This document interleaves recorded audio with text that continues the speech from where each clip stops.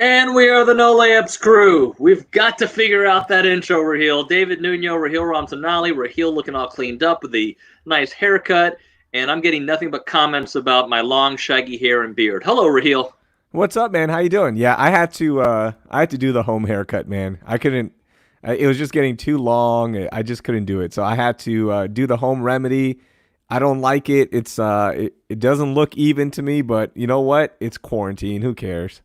Hey, today's show, I think, is going to be an interesting one. For those of you popping in right now, we're going to talk to Damon West.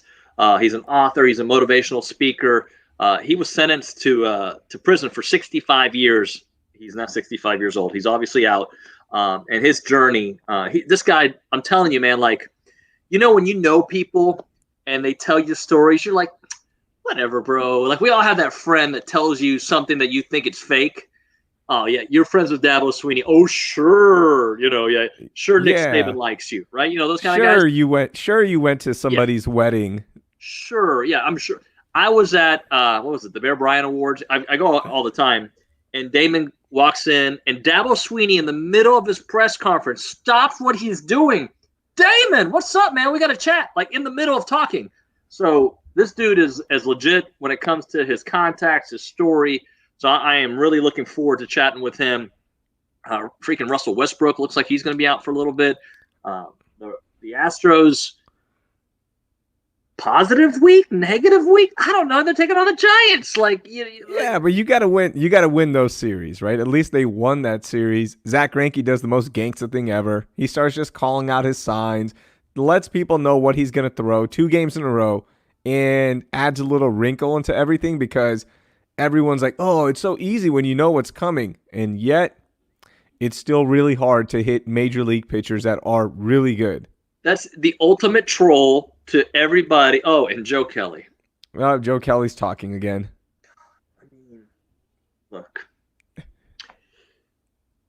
I dislike Joe Kelly very, very much. He might be a great guy in the clubhouse, right? I'm talking about what I know from my stance. I dislike the persona, and I don't even know. Like, all I've seen is like a couple times him pitching and walking off the field, right? So he might be a great guy that I want to invite over for dinner. But his little current battle with the Astros, like, I'm just like, he's not the right messenger. You have to have the right messenger to, like, everybody else can hate them. I just feel like if you benefited from winning a World Series and you did throw at somebody, oh, thank you, MSG. He says that we're all scumbags. That's great. Appreciate that. I'm gonna disable the comments for you. He doesn't know me. He doesn't. You cannot categorize an entire group of people. Okay? I'm And making the internet great again, Raheel. and yeah, with Joe Kelly again, I don't care what he says. Anytime he talks about the cheating scandal, I know the Red Sox didn't do it to the same extent, but they did steal signs using the digital video replay room, and they just conveyed it when there was a runner on second. Okay, so they just did it a different method. It was still illegal. You're not allowed to use technology to steal signs. Your team did it. And did the Astros throw people under the bus? Yes, they did. Absolutely. There's no denying all of that. Again, if this came from, let's say, Cody Bellinger, right? And he was talking about this again, I'm not criticizing, but it's the fact that Joe Kelly was on a team that was convicted 2 years in a row. Okay, not one time, 2 years in a row, they got in trouble. But You can't talk. Like, I just don't want to hear it. I don't want to hear anything from Joe Kelly. People are going to try to play devil's advocate and try to say this or that. No, Joe Kelly, you can't say anything. You were on that team. Even though you didn't personally cheat because you were in the bullpen, your team cheated. I don't want to hear anything. hey, I saw your little smile. You're looking at the comments too. The moment KJ said he loves us, you had a smile. And KJ, you know what? I love you too. I can't see who's in the picture with you. It looks like Chandler Parsons' stunt double from here. But yeah, we love you too. And here's the thing. I think Joe Kelly just ratted out all of baseball if you read between his comments. Yeah, He's everybody's mad. doing it. Everybody's doing it. He said it. He's basically what he's saying. Yes, he's saying, oh, they're rats. Because he didn't say that everybody's doing it, but that's the implication. And what we're talking about, Joe Kelly was on a podcast. I believe it was the Ross Stripling podcast. I listened to it a little bit. I'm not a subscriber of that podcast. You should subscribe to the No Layups podcast, available right now wherever you get your podcast. So make sure you subscribe. No Layups with David Nuño and Raheel Ramzanali. You'll see And it's it. new, right? Like we weren't doing that before, like the actual No. subscription, right? No, Like I we should actually know have, yeah, we actually have the audio up now so people can listen anytime when they're driving home or working out or whatever it is. that. Right. So he was on a podcast, and of course they talked about the Astros, and he just called them all snitches and all that, blah, blah, blah. Like, whatever, Joe Kelly, whatever. Stop. This is my biggest thing with baseball. There's no self-awareness in baseball. You know, like writers will do hit pieces and not point out that a lot of teams are cheating. Or they'll try to downplay a blue blood franchise in the Red Sox because they did it 2 years in a row, and they'll try to downplay it by saying, but it wasn't the same thing. I don't care if it wasn't the same thing. Of course it wasn't the same thing, but you did it 2 years in a row. Baseball has no self-awareness. That's my biggest gripe with the sport. And I just can't enjoy the sport. Like, they're so full of themselves. They don't recognize some of the things that they do. You're turning off casual fans, you know, with stuff like this. So, again, Joe Kelly back in the news. So, whatever. Like, dude, you can't talk. I'm sorry. I'm sorry. You might bring up valid points. You just can't speak on cheating. He's just not the right messenger for it. I'm trying to think who is the right messenger for it. Because honestly, like if we live in Houston, which we do, like you too, we do. I don't know if everybody who's watching us. You can. It's what a Kurt Sandoval from ABC7 in LA says, where it's like deflecting the blame or repositioning the blame. Yeah, absolutely. And I'm almost so done with the topic, but it's like every week something new, like and look, and by the way, I don't know if Alex Cintron. This is a different topic, but on the same thing. Yeah, Mike Trout, good one. He I don't know. I mean, I'm just saying, like I have my doubts about everybody because. There are rumors about people. I'm not going to say it here and get sued, but there are rumors about people. Everybody has rumors, right? But moving on. The whole Alex Cintron thing, I haven't heard the audio. Have you heard the audio of Alex Cintron actually saying what they said he said? I know that that's what the alleged thing. I didn't hear it. Okay. I have a problem with a guy approaching a team, a bench, right? Or a dugout, excuse me, and getting, what was it, 6 games he got? Yeah. 5, Cintron, yeah, 6. Yeah, that's right, 6. He got 6 for, to me, starting a fight, regardless, okay? Kelly got 8, reduced to 5, but initially 8. Like, you know what I'm saying? Like, Kelly threw at him, and he kind of made some weird faces, and there was that aspect of it. But then the dude from Oakland, was it Lariano or whatever it is, he, a former Astro, by the way, or in the system, he approaches their dugout, and he gets, I don't know, just, like, who's doing the math here? Yeah, it just, again, who knows? Manfred is just making this up as he goes, right? Because before the season, he said, players, if you comment on this, if you start acting up about the cheating scandal, you will be punished, right? It was in writing. There was a memo released. Clubs, don't talk about this. Guys, don't make this a bigger deal, right? Like, let's just move on. And the fact that Joe Kelly threw at him, guess what happens? You're bringing this all up. You're bringing this all up again. And baseball told you not to. So, of course, the punishment's going to be a little bit higher. But, yeah, with the A's situation, it was just weird. First of all, can I get your thoughts on the fight? Because if you're going to charge a dugout where you're already outnumbered and you're going to go in with all that hype, do you throw a punch or no? Because my man ran all the way up, had his fist ready, and then the last second, he's like, okay, this isn't a good idea. Maybe I'll just go down and get tackled. I think, obviously, you're not in your right mind at the moment. Because Cintron, I mean, I believe that he did help escalate the situation. He kind of gets up there and, like, he kind of backpedals a little bit. It was kind of funny. But I think it's like one of those, what have I gotten myself into? I got to go all in, but I don't really think I need to. And then, like the tackle, and then, hey, man, I got you. You really believe they're having that kind of conversation? Like holding them down, like, hey, man, are you okay? I'm just watching out for you. Yes, there are 18 people on top of us, but I got you. I got you. I'm making sure nothing else happens. No, like, man, okay, if this was a situation that happened with your kids, right? I know for me, I would say, guess what? People are going to say stuff to you, but you're the one that escalated this, and you're the one that went and made it physical. You're going to get in trouble. Like, that is it. Guess what? People are going to talk all the time. People are going to try to get under your skin in life, right? Yeah. You can't escalate it. So let me ask you a question, Raheel.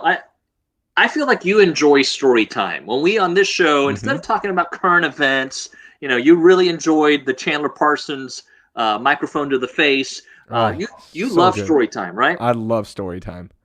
You know David Nuño as a married man who was about to have children is when we met, right? 2007. Mm-hmm. So you know the guy who doesn't drink, who doesn't, that's the David you know. Could you imagine knowing David from 2002? Oh man, no way.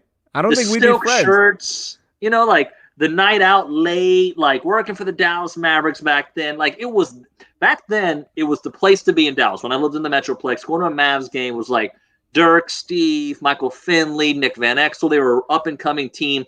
And everybody in Dallas who had fake money or real money went to the games. It was the place to be, right? It was so much fun. And I had free tickets. They were like third row seats. Dude, I was never so popular in my life. Guys who used to hate me loved me. Girls, like, they all thought I was much more handsome when I worked there because I had like the tangible stuff. And dude, I used to go out. I had a great time. And I met this dude. I'm gonna tell you a story. I'm at a bar, and I forget how, but we almost get into a scuffle. Yeah, David Nuño almost gets into a scuffle with somebody. Well, the guy I almost get into a scuffle with, his name is Reagan. He ended up being like the night he bought us drinks. I forget what happened, but like the dude was great. All right.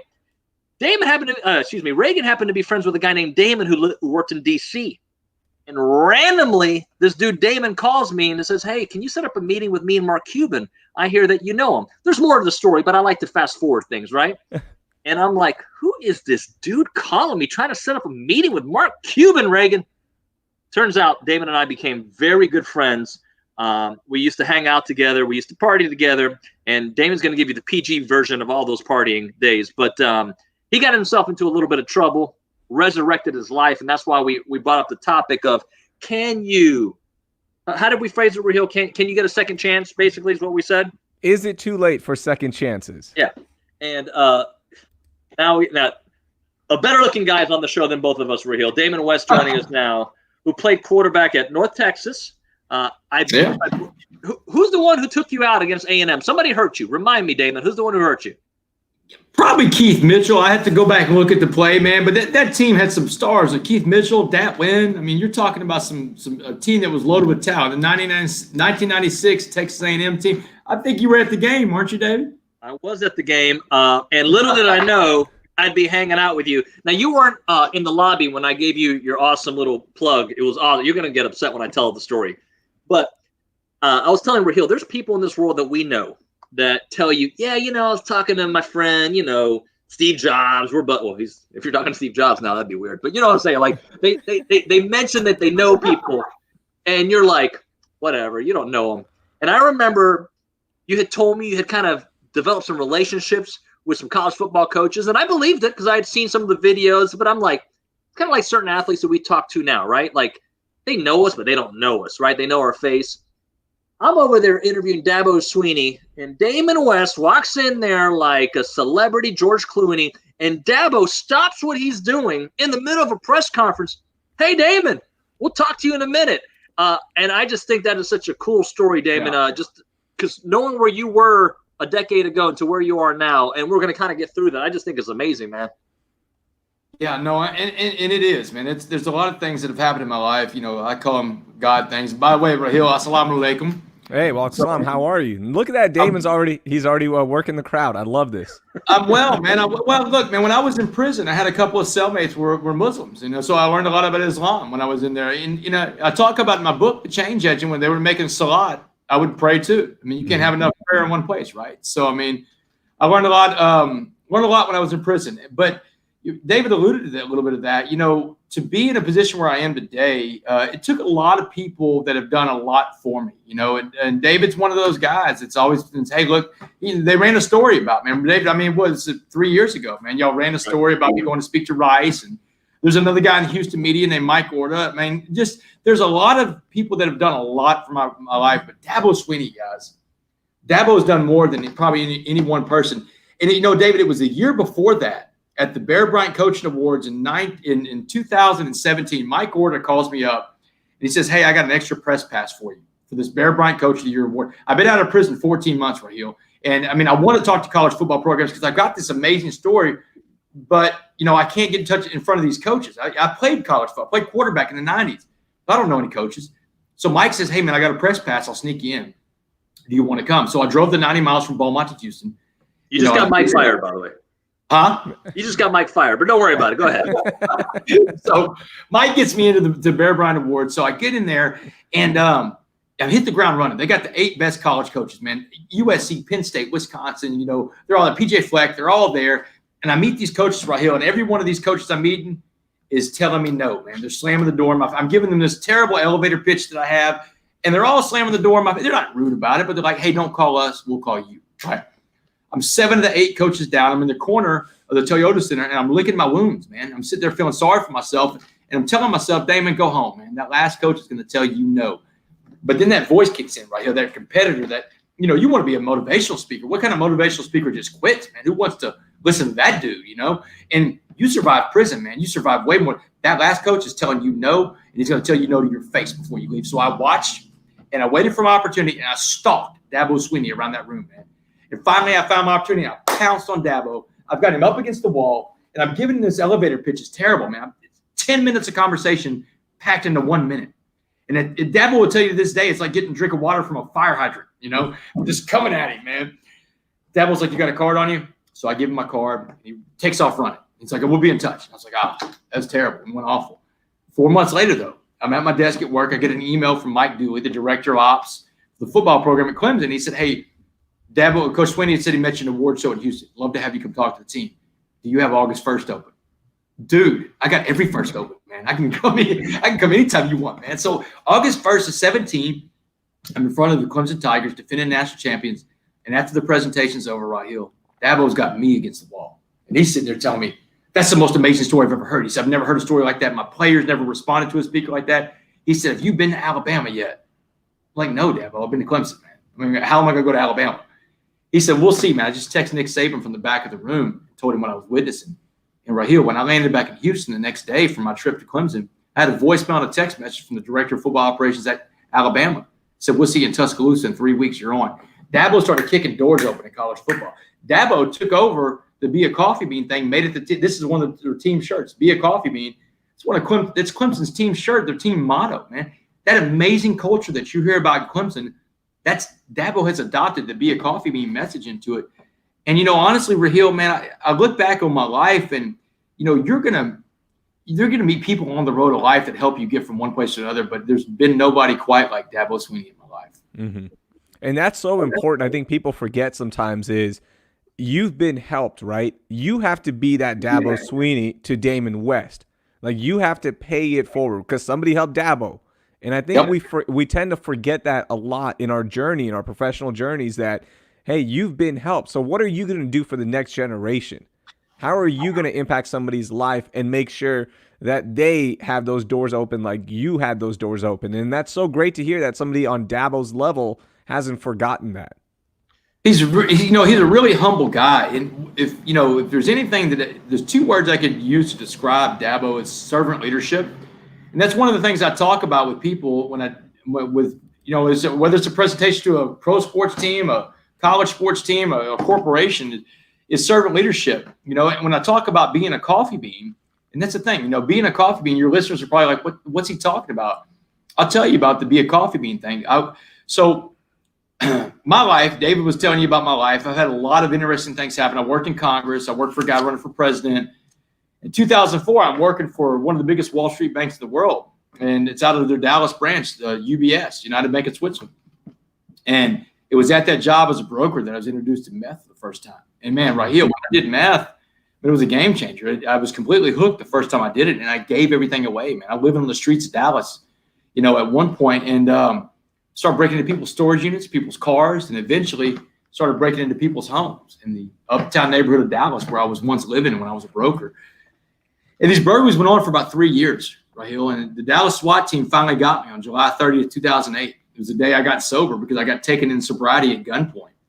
And I went to trial 10 months later, and a jury of my peers sat there for 6 days listening to overwhelming evidence of my guilt. And at the end of 6 days, they were so angry with me, Raheel, and then rightly so. They went and deliberated for 10 minutes on my sentence. 10 minutes, brother. I don't know how much Law and Order you watch. the jury's gone for 10 minutes, they smoked you. And when I came back in that courtroom, that judge, he said, Damon Joseph West, you are hereby sentenced to 65 years in the Texas Department of Criminal Justice. I got maxed out that day. They gave me life, man. Life in prison. And obviously I didn't do life in prison. I did 7 years and 3 months in a maximum security penitentiary. But it's what happened between that sentencing date and the day that you see the guy in front of you today. That's the story. You know, right after the trial was over, they gave my parents 5 minutes with me. And I'm behind this bulletproof glass. And they can't touch me. I mean, it's one of those scenes you see like from a movie. They got the glass right there. My mom and dad walk in, and my mom gets down to business talk, and she said, baby, debts in life demand to be paid. She said, you just got hit with one hell of a bill from the state of Texas, but you got to pay that debt to them, but you owe a debt to us. She said, we raised you in a great melting pot of a city called Port Arthur, Texas. You know, my father was the first sports writer, Raheel, to put black athletes on the front page of a sports page. 1971. He's got a box of hate mail at home.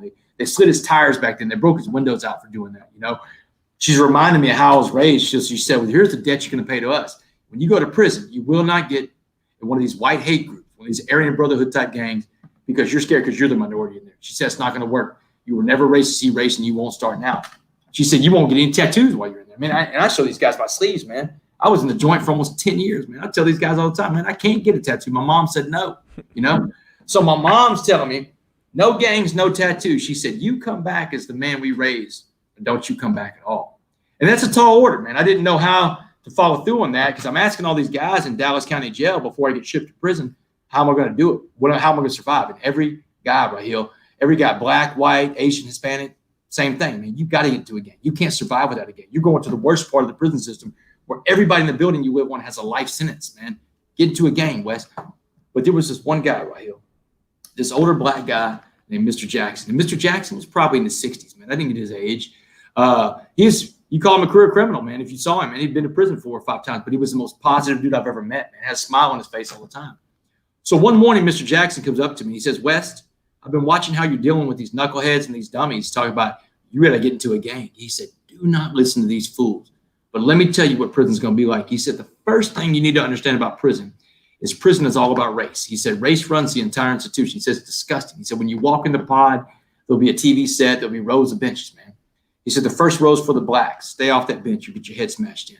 Second row's for the Hispanics. Don't sit on their bench either. They'll smash your head in. The third row, if there's a third row, is where the white folks sit. No third row of benches. You sit on the floor, man. That's the way the numbers work in prison. Exact opposite of what you see in the free world, right? So he said, let me tell you what prison's going to be like from another perspective. He said, I want you to imagine prison as a pot of boiling water. And he said, anything we put in that pot of boiling water is going to be changed by the heat and the pressure inside that pot. He said, I'm going to put 3 things in that pot of boiling water and watch how they change. A carrot, an egg, and a coffee bean. So first things first, he said, if I put a carrot in that pot of boiling water, he said, what happens to the carrot? And I said, it turns soft, Mr. Jackson.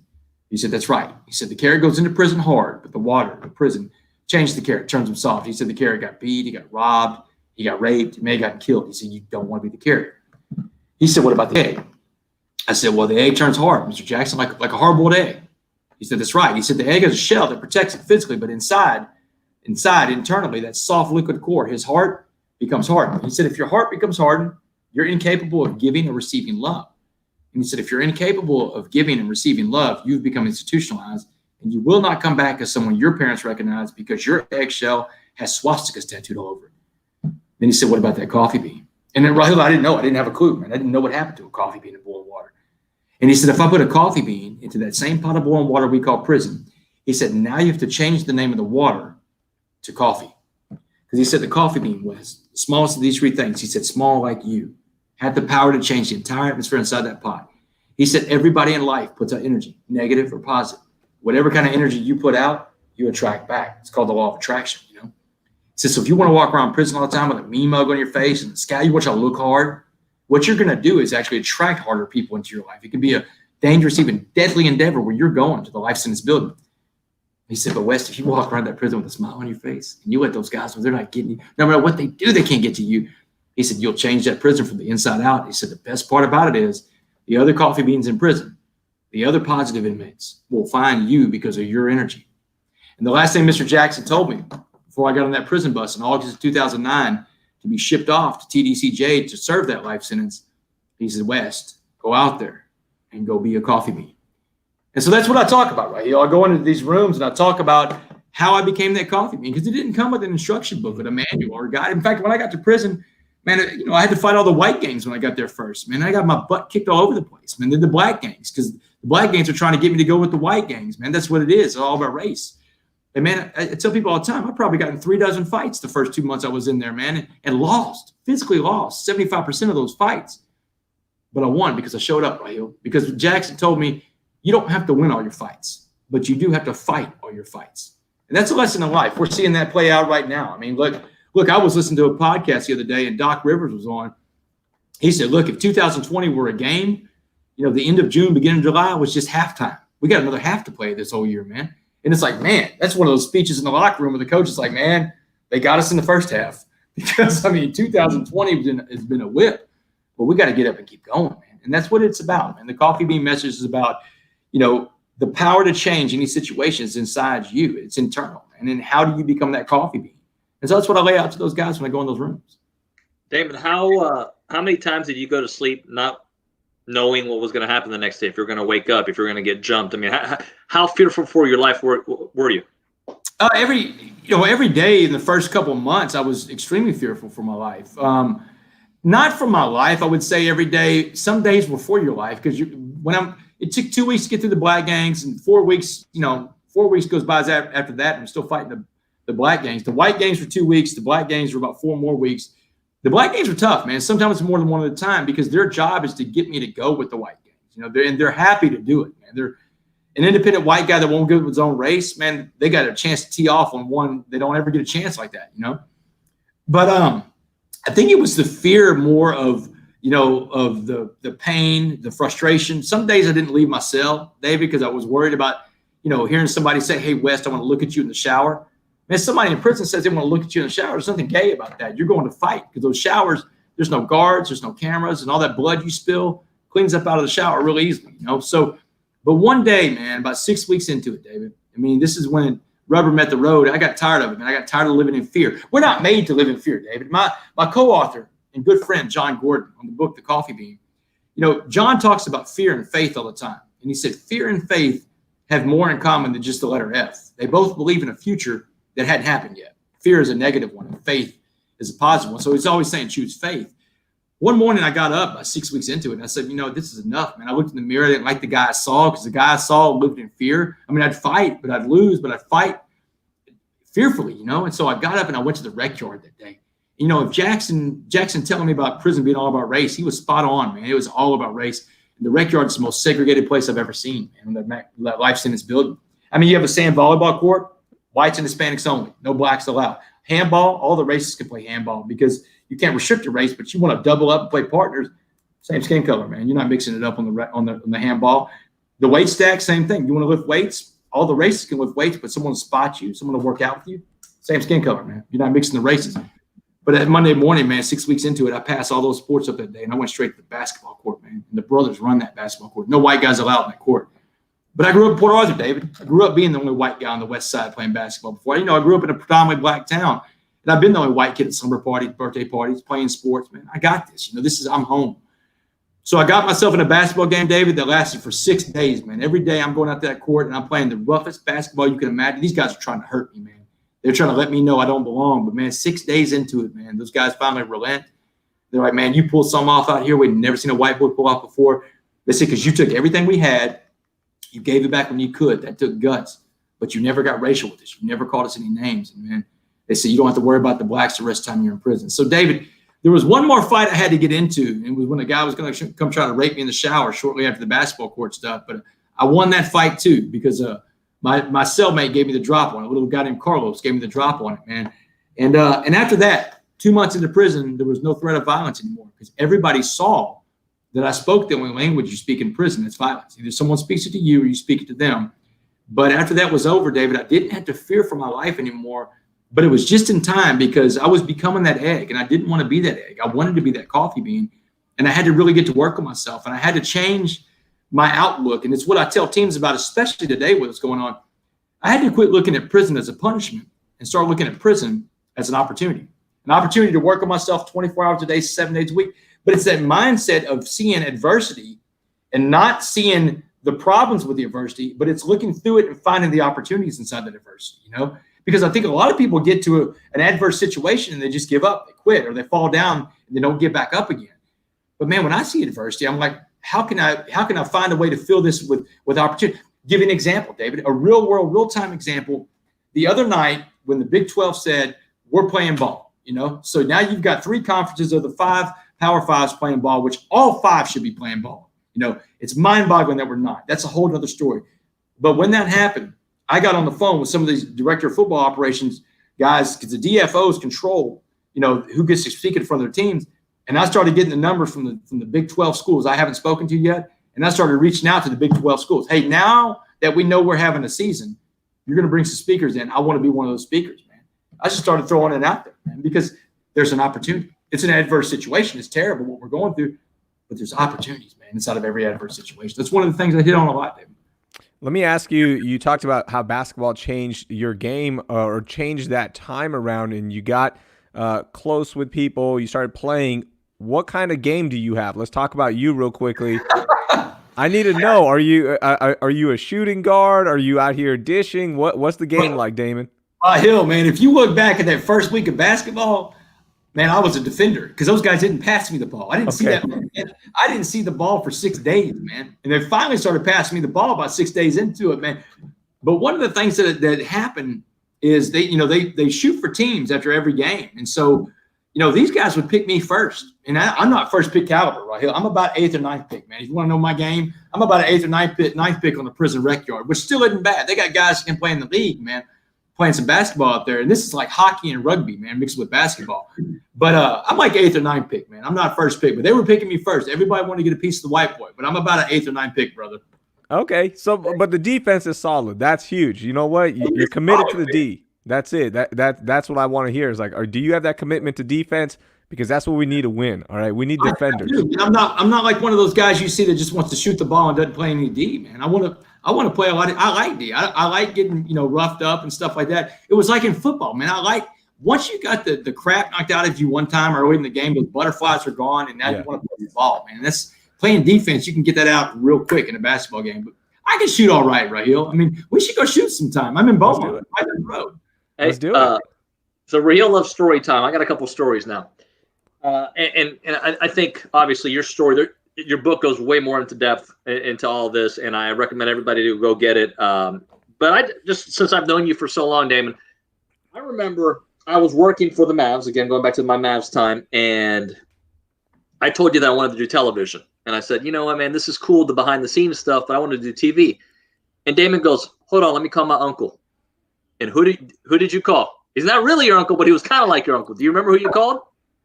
Barry Warner. Barry Warner, Raheel, your boy.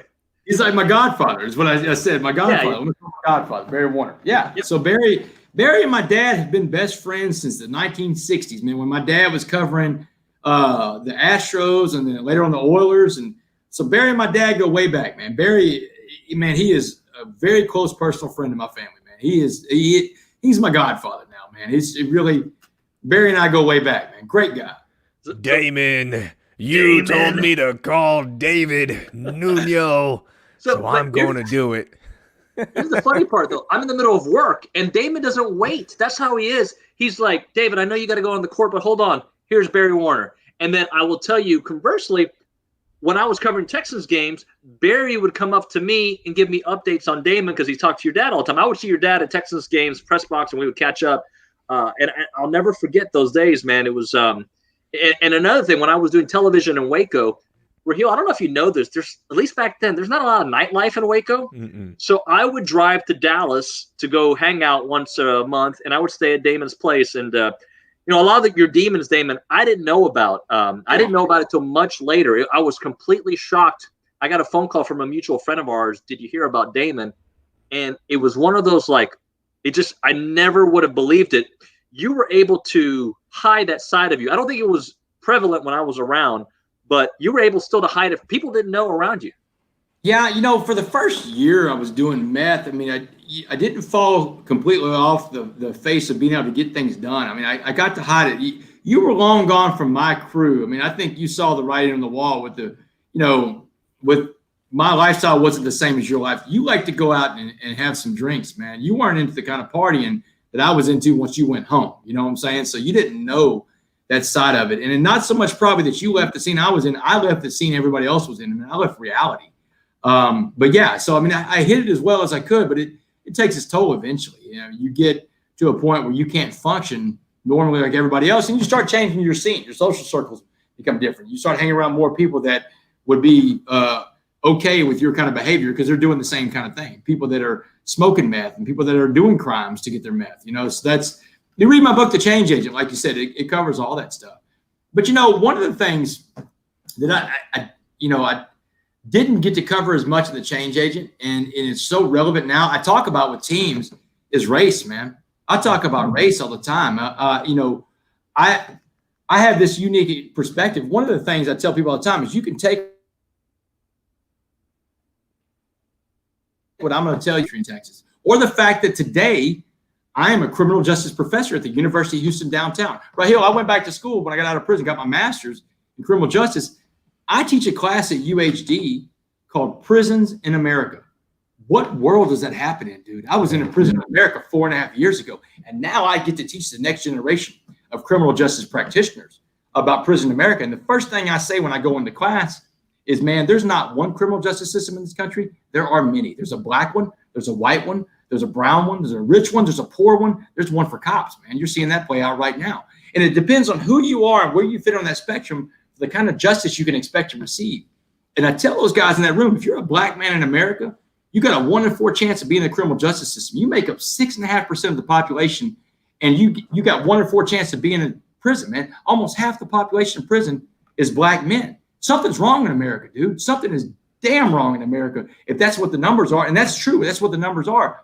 And I tell them all the time that racism, in order for racism to exist, there has to be an imbalance of power. That's what racism is. Racism is an imbalance of power. Racism means one group has so much power over another group that they can enact laws and affect the way they live.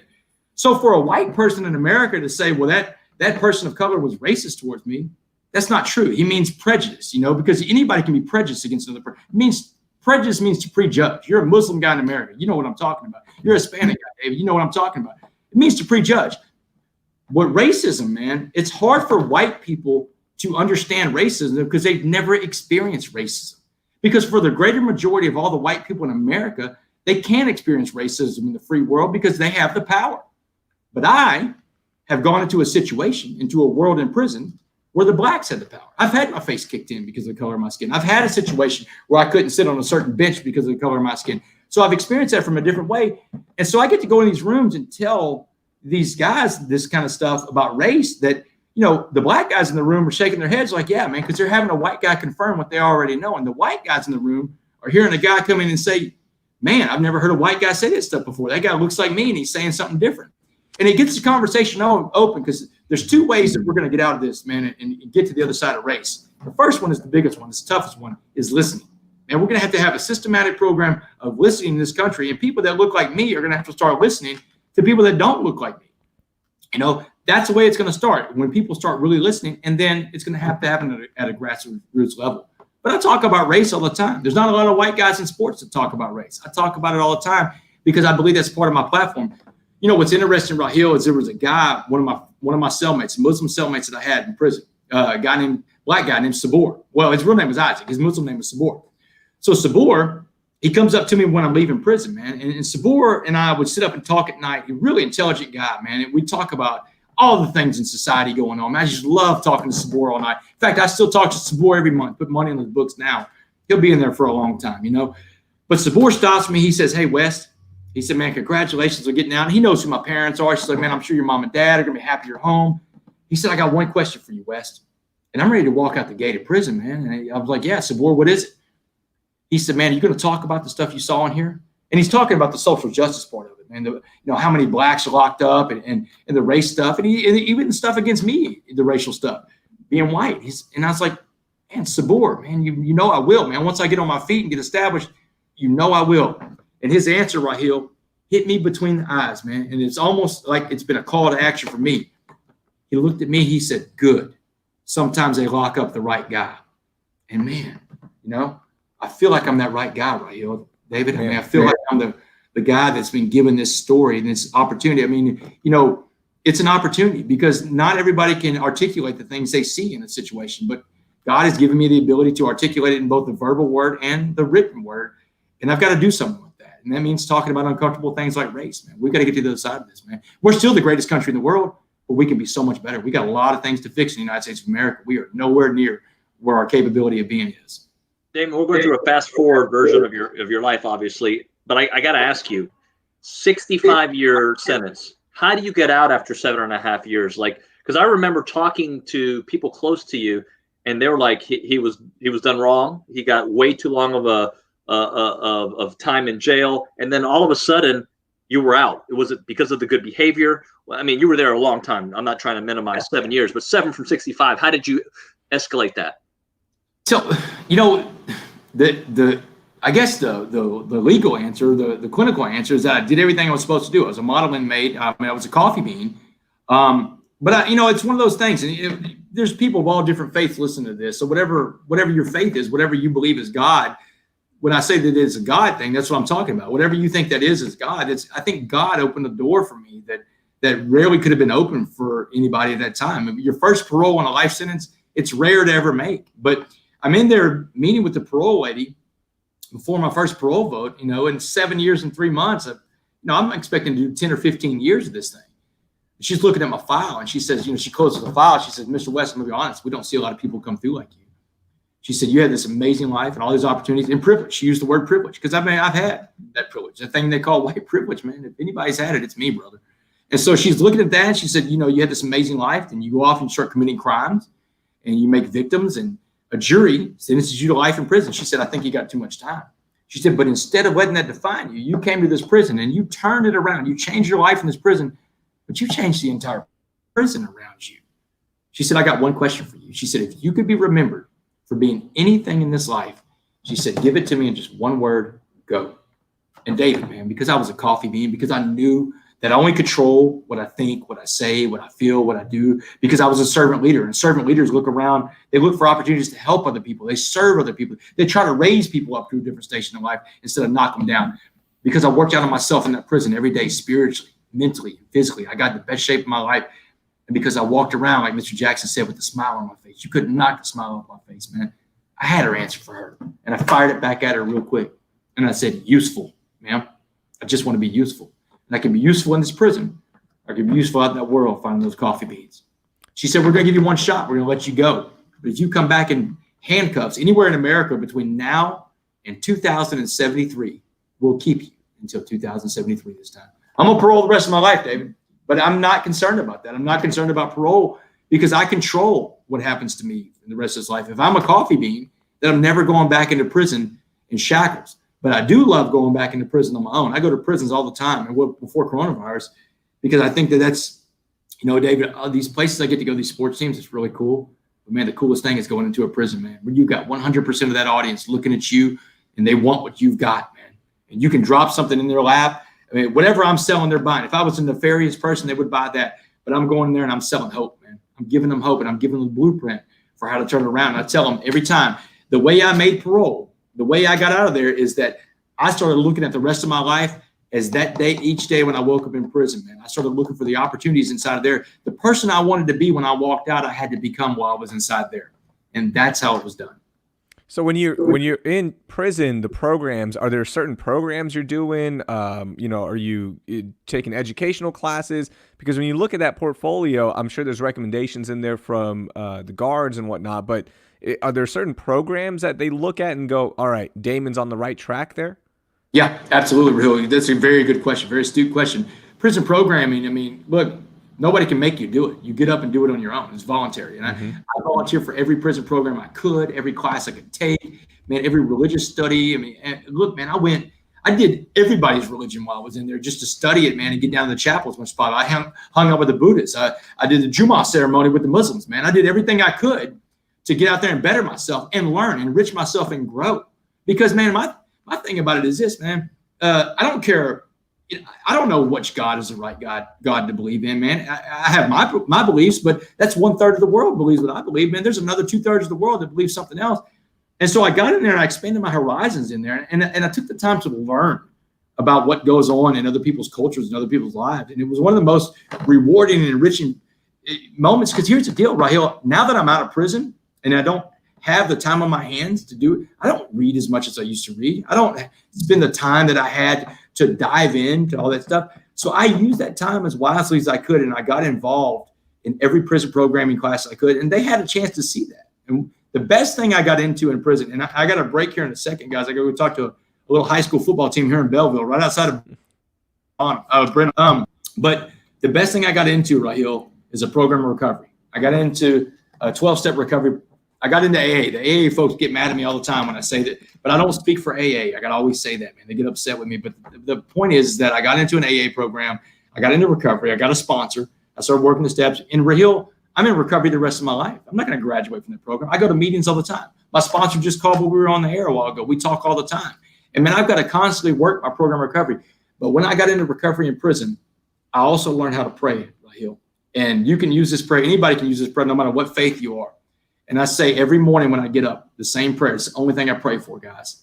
I say, hey, God, put in front of me what you need me to do today for you, and let me recognize it when I see it. And that's it, man. That's the only thing I pray for.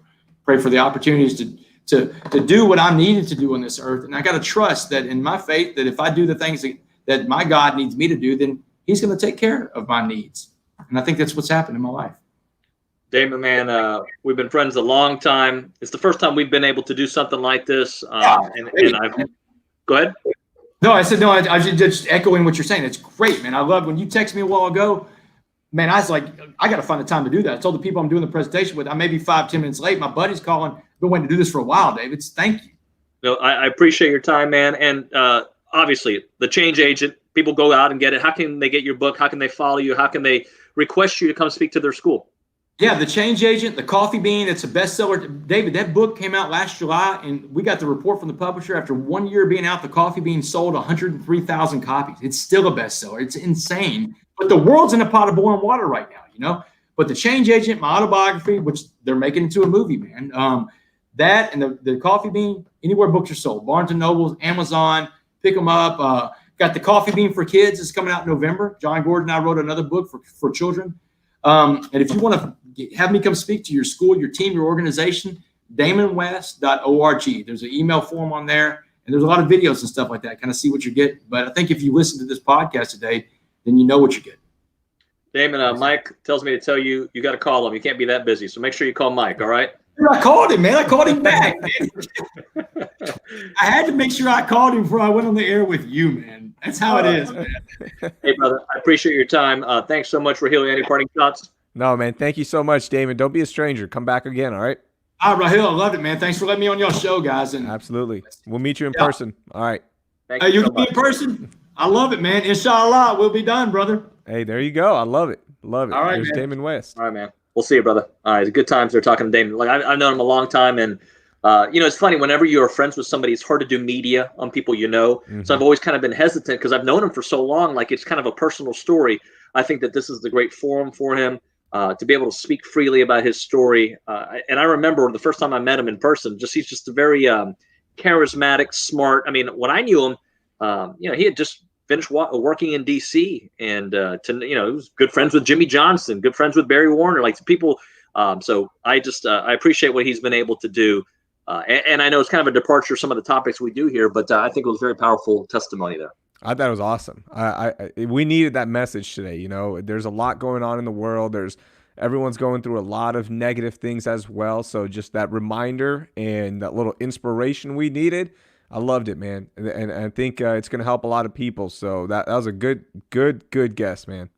All right. So I've got to go do some other work, Raheel. I've got a story that I'm working on Texas Southern. Clarence McKinney, the head coach, second year, catching up with him. The SWAC moved their season back. Obviously, what do we have today? The Southland pushing their season back. We've got Russell Westbrook's injury. We've got the Astros with a little bit of a break. And then tomorrow, the Texans really get going. Doesn't feel like training camp, man. It doesn't feel like it. It doesn't feel like anything, to be honest with you. We don't like. I don't even know what date it is right now. It's just another day. But once the Texans get going and once we start getting some more intense basketball games, Monday, David, the playoffs start on Monday, and it's going to be Oklahoma City against the Rockets. So Maybe that will help us get going in terms of like where we are in a schedule. But man, I can't wait. Yeah, I agree with you. All right, so I've got to get going. You got anything going on this week? No, make sure you subscribe to the audio side of this podcast if you haven't already. If you're still watching right now, just go to Apple, go to Spotify, and look up No Layups with David Nuño and Raheel Ramzanali. You'll see our picture. You'll see the ABC 13 logo. Please subscribe and please share it with your friends. The bigger we make this, the more we can do. So thank you so much. Yeah, and I'll say this. So there's some of you who are just like kind of catching the stream and are like, what in the world did I walk into? Look, we're just trying to provide some content for you. Many of you are still working from home. Many of you are at work. And we just hope to be able to give you some good sports stories, some good commentary. And, we just, Raheel, we haven't seen the smile today. Elizabeth was asking for that smile. There you go, Elizabeth. There's my smile. And I appreciate Mike there watching as well. All right, man. Well, I'm going to go get some work done. Great job. And we'll talk to you soon.